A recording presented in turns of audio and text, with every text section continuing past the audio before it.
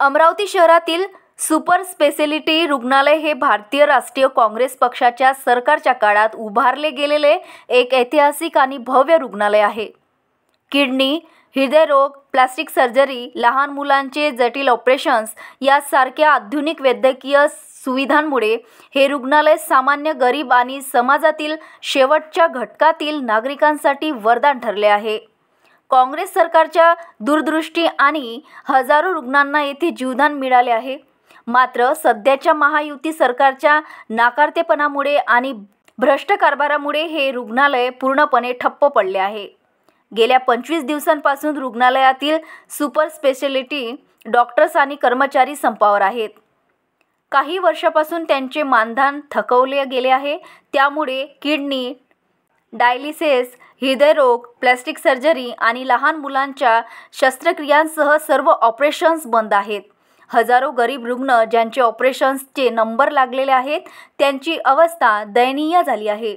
अनेक रुग्णांचे जीव धोक्यात आले असून काहींना जीव गमवावा लागला आहे। महायुती सरकार आणि स्थानिक लोकप्रतिनिधी या गंभीर समस्येकडे पूर्णपणे दुर्लक्ष केले आहे। शासन स्तरावर कोणताही पाठपुरावा किंवा तोडगा काढण्याचा प्रयत्न झालेला नाही। या संदर्भात सध्या वृत्तपत्रातही कोणतीही बातमी सुद्धा आलेली नाही। हजारो गरीब नागरिकांना लोकप्रतिनिधी वाऱ्यांवर सोडले आहे आणि त्यांच्या जीवाशी खेळ चालू आहे। महायुती सरकार एकीकडे अनावश्यक खर्च आणि भ्रष्टाचारात मग्न आहे, तर दुसरीकडे गरीब जनतेला मूलभूत वैद्यकीय सुविधांपासून वंचित ठेवत आहे। अमरावती शहरातील रुग्णालय, रस्ते, साफसफाई आणि इतर मूलभूत सुविधा महानगरपालिकेच्या दर्जापेक्षा खालच्या स्तरावर गेल्या आहेत। काँग्रेस सरकारने अमरावतीला महानगरपालिकेचा दर्जा आणि मजबूत पायाभूत सुविधा देऊन समृद्ध केले आहे। परंतु महायुती सरकारच्या अक्षम्य कारभारामुळे आज शहराची अवस्था नगरपरिषद किंवा ग्रामपंचायतीपेक्षा खालच्या स्तरावर पोहोचली आहे।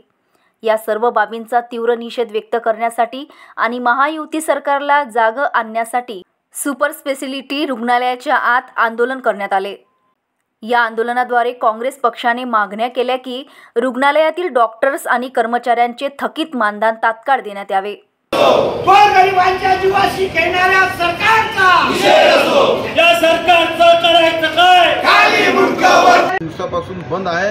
कमीत कमी 700 पेशंट किडनीचे, हार्टचे याचे सगळे वेटिंगवर आहे। पण या निर्लज्ज सरकारनं आतापर्यंत त्यांचा पगार दिला नाही की 3 कोटी यांचे 11.5 कोटी रुपये पेंडिंग आहे। कितीतरी कामं कमिशनमध्ये हजारो करोडो कोटीचा भ्रष्टाचार चालू आहे। पण जे लोकांना खरोखर ज्याची गरज आहे म्हणजे 700 पेशंट वेटिंगवर आहे, त्याच्यात काहीतरी पेशंट मरण पावले आहेत याची आतापर्यंत अधिकृत माहिती याची आहे। पण या निर्लज्ज सरकारला कुठेही म्हणजे यांना लाज वाटत नाही आहे। साधा 11.5 कोटी जे काँग्रेसच्या काळात एवढा मोठा इन्फ्रास्ट्रक्चर हा सुपर काँग्रेसच्या काळात बांधण्यात आलेला आहे। या महायुती सरकारकडून हे बांधणं तर सोडा, हे मेंटेन करणं सुद्धा होऊन नाही राहिलं आहे। म्हणून आज आम्ही विभागीय आयुक्ताला युवक काँग्रेसनं निवेदन दिलं। आज या बेशरम सरकारला कुठंतरी लाज वाटली पाहिजे। या गरीब रुग्ण आहेत यांना कुठेतरी न्याय मिळाला पाहिजे, म्हणून आज काँग्रेसनं आंदोलन गेल्या 25 दिवसापासून हे चित्र बंद पडलेलं आहे।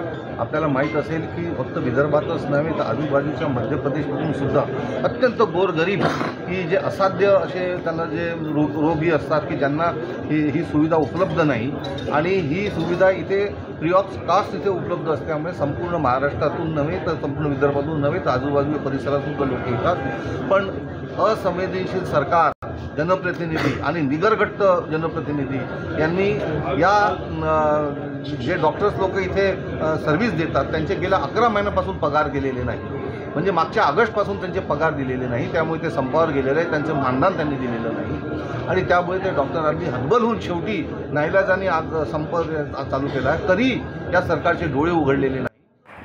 अर्चना रक्षे, विदर्भ न्यूज, अमरावती।